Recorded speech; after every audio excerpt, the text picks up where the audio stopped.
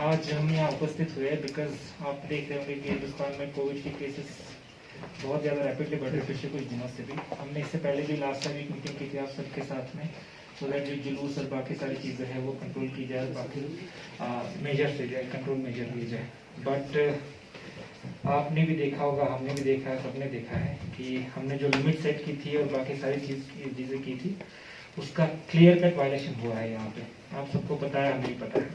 सिर्फ इसलिए बुलाया गया है कि आने वाले दिनों में, क्योंकि इससे पहले भी हम लोगों ने एक मीटिंग किया और उसके बाद फिर हमारे यहाँ पे उस वक्त जब हमने पहला मीटिंग किया उस वक्त हमारा अभी रोड जोजिला वगैरह बंद था। अब जोजिला भी खुल गया, लोगों का मूवमेंट भी आना शुरू होगा, तो उसके बाद जो है हमारे यहाँ पे केसेस भी आना शुरू होगा। और अभी जो लेटेस्ट अभी डीसी साहब ने बताया कि कम से कम 235 के आसपास हमारे पास एक्टिव केसेस हैं और हॉस्पिटल में भी एडमिट हैं और लोग वेंटिलेटर पर भी हैं। हमें इस खुशफहमी में बिल्कुल नहीं रहना चाहिए कि हमारे करगिल में नहीं है।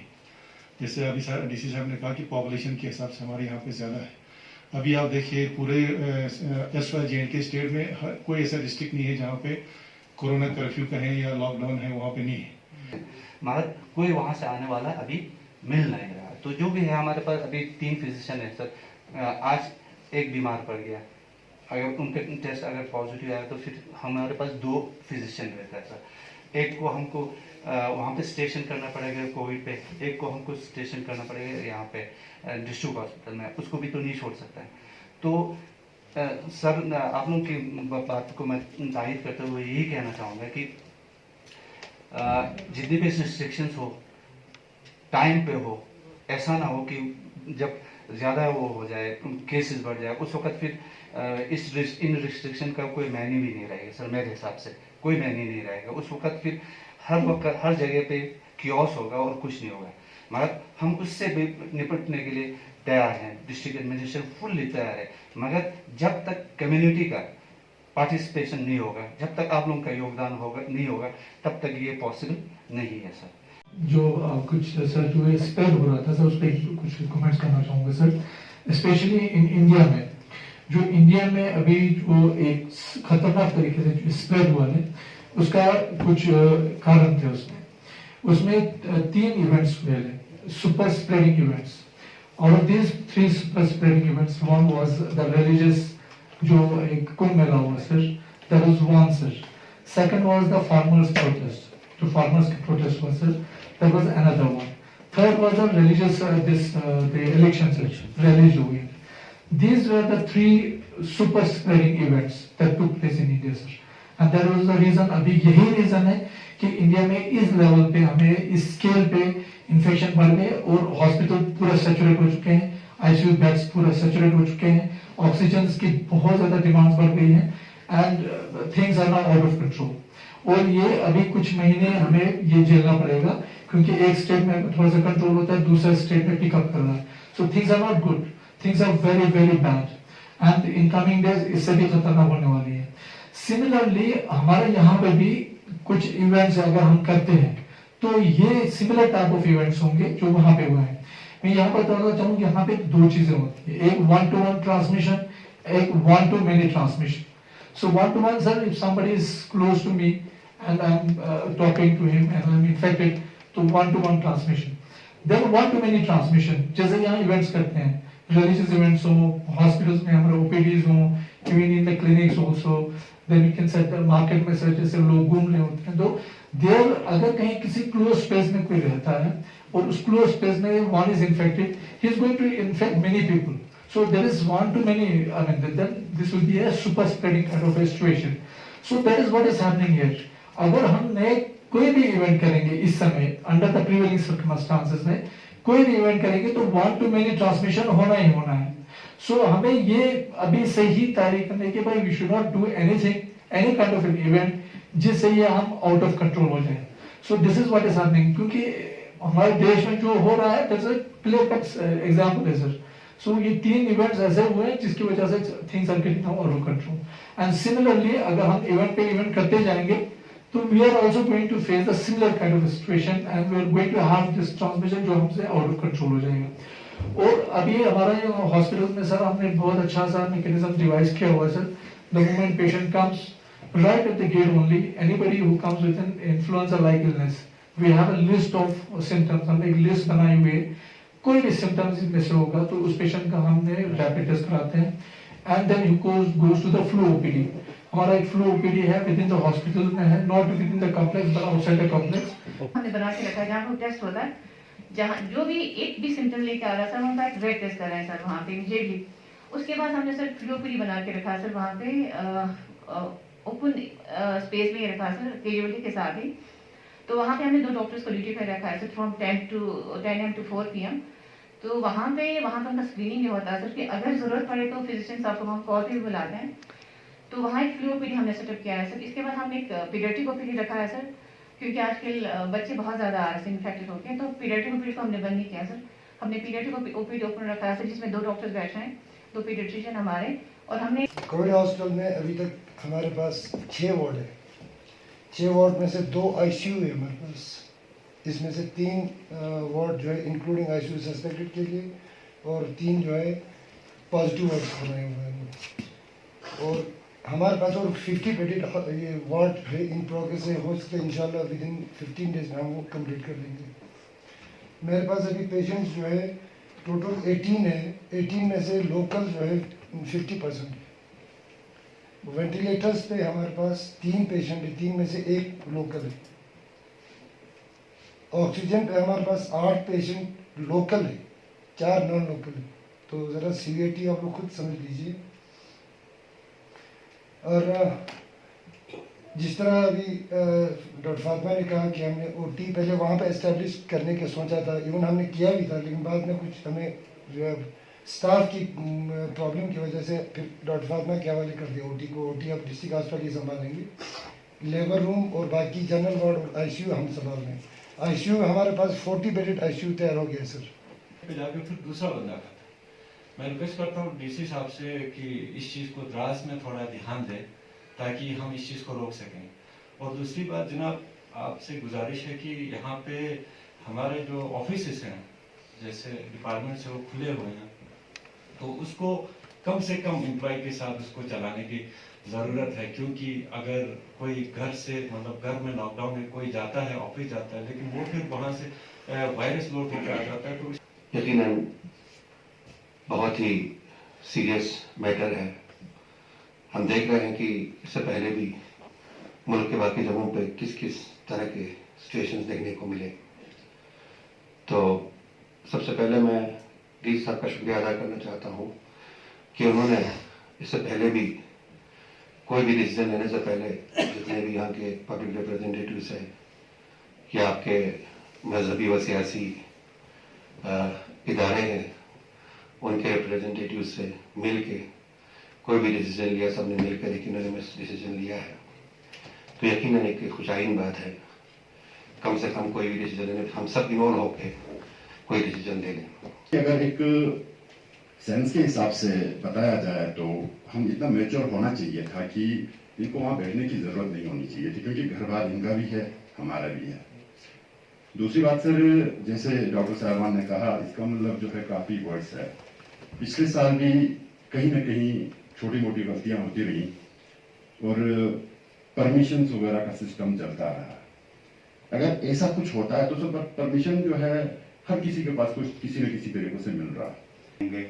हमें कोविड का बहुत डर है, बहुत फख्र है आप लोगों पे, आप डॉक्टर साहबान का और पुलिस खासकर साहबान का। मेरा थोड़ा सा 2-3 पॉइंट है सर। एक तो हमारा ये जो टेस्ट के बारे में है, हमारा जो टेस्ट होता है आपका मीना मारक हो या कहीं से होके आता है ड्राई साइड से, तो उसको टेस्ट करने के बाद वो आप लोगों को छोड़ देते हैं। छोड़ मीन्स आप घरों में जाके आप क्वारंटीन में बैठिए बोल के देते हैं, और उसका टेस्ट जो है वो बहुत लेट हो जाते हैं। तब पिछले साल के जो पैंडेमिक में डॉक्टर मनोहर साहब आपको भी जानते हैं कि सांको में मैं जिस एरिया से आया हूँ सर, पिछले साल हमने 3 महीना कंटेनमेंट में रहा था और हमारे इदारे ने बाहर निकल कर पूरा एडमिनिस्ट्रेशन का शाना बशाना चला था सर। और अब भी इस समय एडमिनिस्ट्रेशन जो भी डिसीजन देता है, हमारा इदारा आप लोगों के साथ है सर, हमेशा साथ है। साथ ही साथ हमने पहले भी कहे हैं कि अंजुमन जमीयतुल उलमा हर वक्त आपके साथ है और आगे भी इंशाल्लाह हर मौके पर आपका साथ देंगे।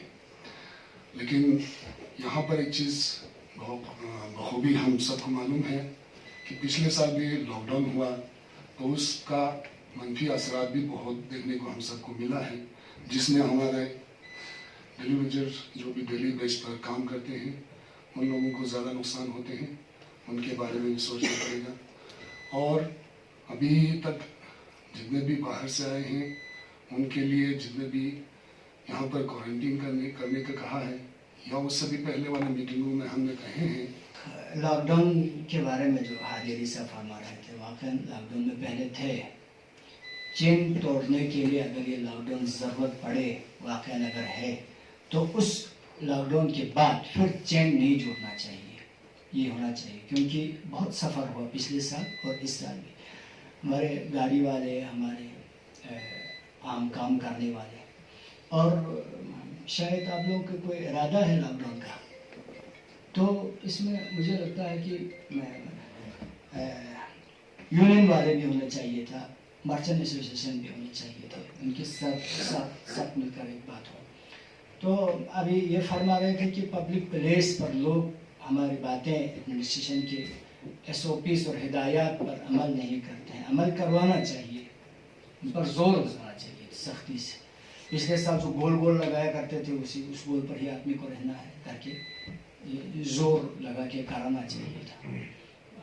पब्लिक गैदरिंग हमने जो 21 रमज़ान मनाया, शहादत इमाम अली, जुम्मतुल विदा मनाया, शब कद्र मनाया, ये सब इसलिए हमने मनाया कि अभी तक कोई रिस्ट्रिक्शन नहीं थे और लोगों पर और हम खुद अपने तंजीम पर, अपने जवानों पर ये एतमाद थे, ये भरोसा हमको था कि ये लोग हमारे जो कहना मानेंगे और मान गए अल्हम्दुलिल्लाह से। मुझे नहीं लगता है कि हमारे इन गैदरों की वजह से, हमारे इन प्रोग्रामों की वजह से कुछ असर पड़ा हो। मसला यहाँ आ रहा है एक सर बहुत बड़ा कि लॉकडाउन लगाएंगे तो 2-3 महीने का ही मौका मिलता है लोगों को, पब्लिक को काम करने का, ठीक। बट हम जो लोग यहाँ बैठे हैं या जो बाकी रिप्रेजेंटेटिव्स हैं या हमारे, आज तो मैं पॉलिटिकल लीडर्स को भी बोलूँगा, कोई भी कोशिश नहीं करता है कि हम अपने लेवल पे भी रुक जाएं।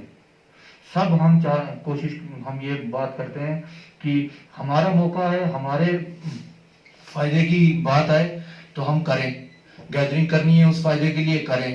बट उसके बाद जब हमारा 5 बजे तक था, 5 बजे खत्म हो जाए, उसके बाद पुलिस लोगों को डंडा मारे, उसके बाद पुलिस लोगों को फाइन करे, उसके बाद एडमिनिस्ट्रेशन जो है स्ट्रिक्ट हो जाए, ठीक। हमारे सर नाम नहीं लूंगा, कुछ पॉलिटिकल लीडर्स ने काफी अच्छे तरीके से LG साहब को, बाकी सीनियर हमारे ऑफिसर्स को टैग करके ट्वीट करना शुरू किया, ट्वीट करते भी हैं अभी भी कि यहाँ ये लॉकडाउन मेजर्स नहीं है, करगिल का हाल बुरा है, मीनामर्ग में लोग वेट कर रहे हैं, जिसका जिस दिन जो रिश्तेदार फंसता है उस दिन उसने ट्वीट करना है, ठीक। बट वही पॉलिटिकल लीडर जब खुद वापस आते हैं करगिल में तो वो आवाम को ओपन गैदरिंग में वाबस्ता होते हैं, वो रिलीजियस इंस्टीट्यूशंस की गैदरिंग में पॉलिटिकल एजेंडा निकालते हैं। वो रमजान के महीनों में लोग खड़े हैं वहां एक भी बंदा, मैं कल सर डिटेल मैंने इस मीटिंग की वजह से रात को आज हमारी शब थी तो आराम से ये सुना सर, कोई भी पॉलिटिकल लीडर या रिलीजियस लीडर इस बारे में बात नहीं करता है। मैंने जुमे के खुतबे सुने, सिर्फ IKMT और ISK ने, जब सर पिछली बार DC ऑफिस में मीटिंग हुई, इन्होंने बड़े अच्छे तरीके से SOPs का ऑर्डर निकाला, बहुत बढ़िया तरीके से, उसके बाद मजलिस में वो SOPs फॉलो हुई सर। अब मुझे पता नहीं है इन इदारों में किसको वो मजलिस की SOPs अच्छी नहीं लगी कि अगले दिन गैदरिंग में वो सारा उल्टा कर दिया। अगर आप बोलते हैं कि वो गैदरिंग में भी लोगों का जमा होना हमारी रिस्पॉन्सिबिलिटी नहीं है, फिर अगली बार से पुलिस ये करेगी, आपसे 100 बंदों की लिस्ट लेगी, 100 से 101 वाले को फिर हम पर्चा दे देंगे। वो हो गया पब्लिक को तंग करना। सर मैं आज रात को चेक कर रहा था, जम्मू कश्मीर और लद्दाख की बात करें, करगिल में सबसे कम पॉपुलेशन है पर ये बड़ा इंटरेस्टिंग स्टैटिस्टिक्स है सर कि अप्रैल के महीने में श्रीनगर और जम्मू में लॉकडाउन के कोविड वायलेशन के फाइन लगा है, जो वो टोटल अमाउंट है, जम्मू में शायद 1,60,000 है और कश्मीर में 2,10,000 रुपए। हमारे करगिल में ये शर्म की बात है कि हम पब्लिक को तंग करने के लिए बहुत खुश होते हैं। हमारे करगिल में सर अप्रैल के महीने में खाली 4,51,500 रुपए का फाइन हुआ।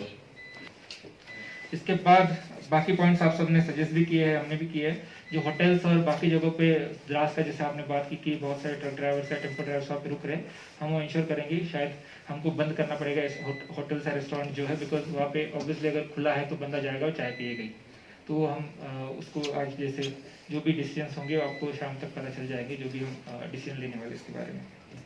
इसके बाद जैसे हमारे रिलीजियस हेड्स ने कहा, सबने कहा कि अगर एडमिनिस्ट्रेशन फैसला करती है किसी रेस्ट्रिक्शन का कि आप साथ देंगे, तो मैं अभी आपके सामने अनाउंस करना चाहूँगा कि हम सारी जितनी भी गैदरिंग्स है, सोशल, पॉलिटिकल, रिलीजियस, कल्चरल जो भी है, सारा बंद रहेगा, किसी को अलाउ नहीं रहेगा, सब कुछ बंद, ठीक है।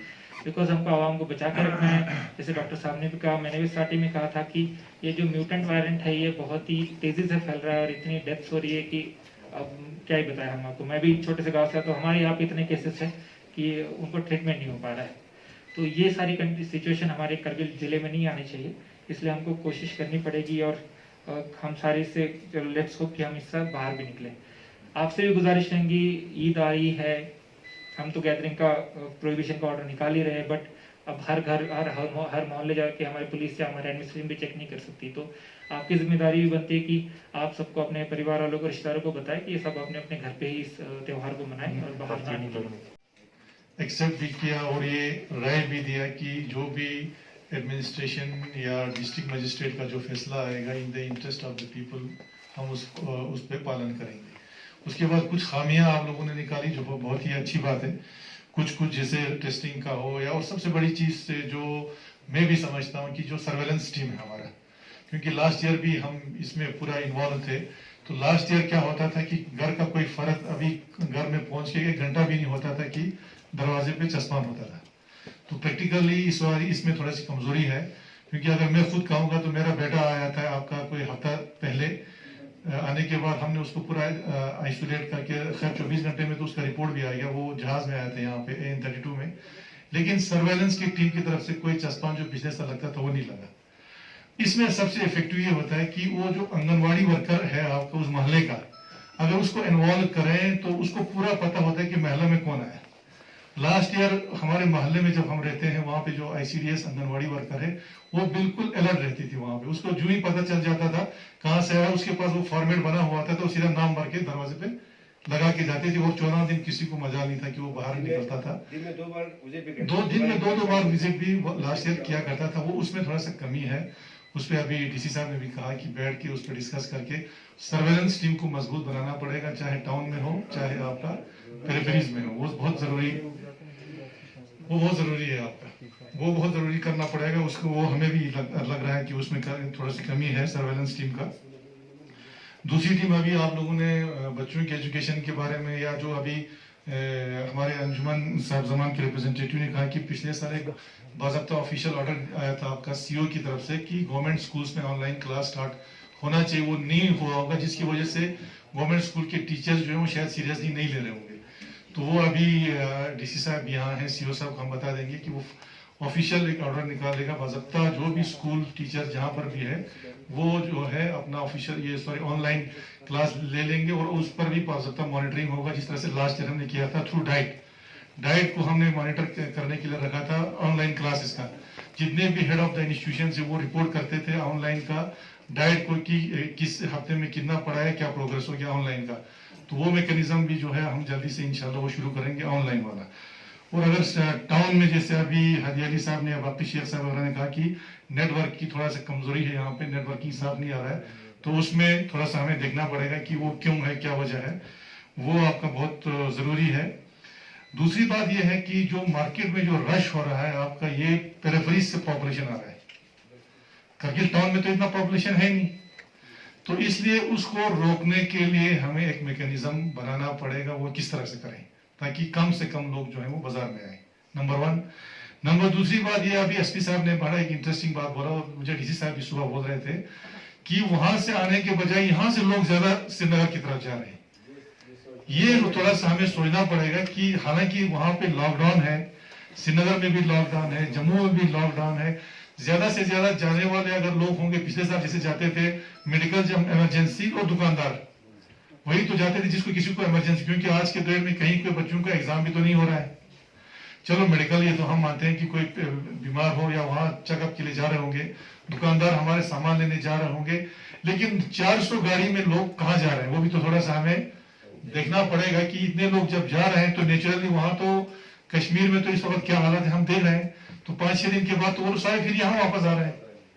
तो इस चीज पे थोड़ा सा हम लोगों को सीरियसली देखना पड़ेगा, खासकर तो इसमें तो पुलिस डिपार्टमेंट ही देख सकती है कि इतने लोगों का जाने का क्या कारण है। दूसरा हमें करगिल हाउस श्रीनगर और करगिल हाउस जम्मू में भी थोड़ा सा अलर्ट करना पड़ेगा, उनको देख बोलना पड़ेगा भाई इतने लोग आके कर क्या रहे वहां पे, क्योंकि मैक्सिमम लोग जो है वहां पे हमारे दो सराइज में जा रहे होंगे, होटल्स तो मुझे लगता है बंद, तो वो किस लिए जा रहे हैं, क्यों जा रहे हैं वो हमें देखना पड़ेगा, क्योंकि वो लोग जाने में कोई लोग ऐसे भी जाते हैं चलो भाई गाड़ी जा रही तो हम जाके देख के आएंगे, तो इसीलिए वो थोड़ा सा हमें देखना पड़ेगा। लेकिन उसके आड़ में बिल्कुल टोटली बंद हमें नहीं करना है या ज्यादा रिस्ट्रिक्शन नहीं करना, क्योंकि हमें दुकानदारों का माल भी लाना है, सामान भी लाना है, उसमें कोई रुकावट नहीं होना चाहिए। लेकिन जो लोग अननेसेसरीली जा रहे हैं उसका हमें पता चलेगा। आपको Kargil house manager Jammu, Kargil house manager हमारा श्रीनगर, वो हमको बहुत ही एक चीज जरूरी देखने की चीज है। बाकी अभी एक एडिशनल एसपी साहब का एक सजेशन जो हमने पिछले साल भी किया था कि अगर हम सपोज मार्केट में रश को कम करेंगे, एक तो बाकी लॉकडाउन का डिसीजन हो जो भी हो वो तो डिस्ट्रिक्ट एडमिनिस्ट्रेशन लेगा, लेकिन हमने अगर ये भी देखना है कि हम थोड़ा सा कारोबार भी लोगों का चले, छोटे मोटे दुकानदारों का, पिछले साल ने किया भी था, इनको पता है कि किस तरह से हम जैसे कि और इवन आज ये दुकानें खोले परसों ये दुकान खोले, तो ऐसे भी सिस्टम हमने पिछले साल चलाया था अपने लोकल लेवल पे। बाद में जब नेशनल लॉकडाउन हो गया वो तो अलग बात हुआ, तो वो चीजें भी थोड़ा सा हमको एक्सप्लोर करना पड़ेगा ताकि वो चीज भी सफर ना हो आपका। लेकिन अल्टीमेटली ये है कि जो भी काम जो भी इकदाम डिस्ट्रिक्ट एडमिनिस्ट्रेशन उठा रही है वो पूरा जो है लोगों के मफाद के लिए हमें उठाना है। बच्चों की एजुकेशन सफर हो रहा है, कुछ भी हो रहा है वो हम सब मालूम है, लेकिन पहले तो उसका जान है। पिछले साल इतना लॉकडाउन होने के बावजूद भी लास्ट में हमने बोर्ड एग्जाम्स को कभी मुलतवी होने नहीं दिया। आप लोगों को पता है बोर्ड एग्जाम जो है बिल्कुल टाइम पे कंडक्ट हुआ, टाइम पे हमारे बच्चों का रिजल्ट भी आया। तो इंशाल्लाह ऐसी चीजें हैं जो हम कर सकते हैं, लेकिन सबसे प्यारी तो हमारी जान है। बाकी उलमा हजरात यहाँ बैठे हैं कि इंसानी जान जो है बचाना कितना जरूरी है। और आज ही सुबह में एक हमारे रहबर माज़म का जो वकील है आपका महदीपुर साहब का एक मैसेज में सोशल मीडिया पे सुन रहा था, तो अगर वही लोगों को सुनाए तो मुझे लगता है इससे ज्यादा और हमें पुलिस की जरूरत है, ना किसी की जरूरत ही नहीं। तो ये चीजें हैं। अभी हम सबों ने कहा कि जो भी चीज है एडमिनिस्ट्रेशन, मुझे पूरा उम्मीद है हमें कि हम सब मिल बैठ के जो भी होगा लोगों के इंटरेस्ट में होगा ताकि लोग सफर भी नहीं हो। और ये चीज हमने पिछले साल एक चीज सीखा है कि एब्रप्टली कोई डिसीजन नहीं होना चाहिए, क्योंकि उससे लोग सफर हो जाते हैं। सपोज अगर हम लॉकडाउन करेंगे तो रात को 10 बजे ऐलान कर देंगे कल, तो जो जहां है वो वही रह जाता है। लास्ट में बेचारों को कहीं हिल भी नहीं सकता है, ना कहीं बाजार जा सकता है, ना राशन ले सकता है। तो ऐसी चीजें इंशाल्लाह हम होने नहीं देंगे। तो ये चीजें हैं। बाकी आप लोगों का बहुत बहुत मशकूर है, पूरा एडमिनिस्ट्रेशन हो, काउंसिल हो, सबकी आप लोगों ने बार बार राय दिया। और हमारे रिलीजियस ऑर्गेनाइजेशन का, जैसे शेयर साहब ने कहा कि हम तो बार बार नसीहत करते हैं, लेकिन जो पावर या जो डंडा जो For more updates, subscribe to our channel Kargil Today. Click the show links and enjoy watching the videos. Like us on Facebook and follow us on Instagram. Keep watching Kargil Today. Keep enjoying Kargil Today, the only voice of Kargil Ladakh.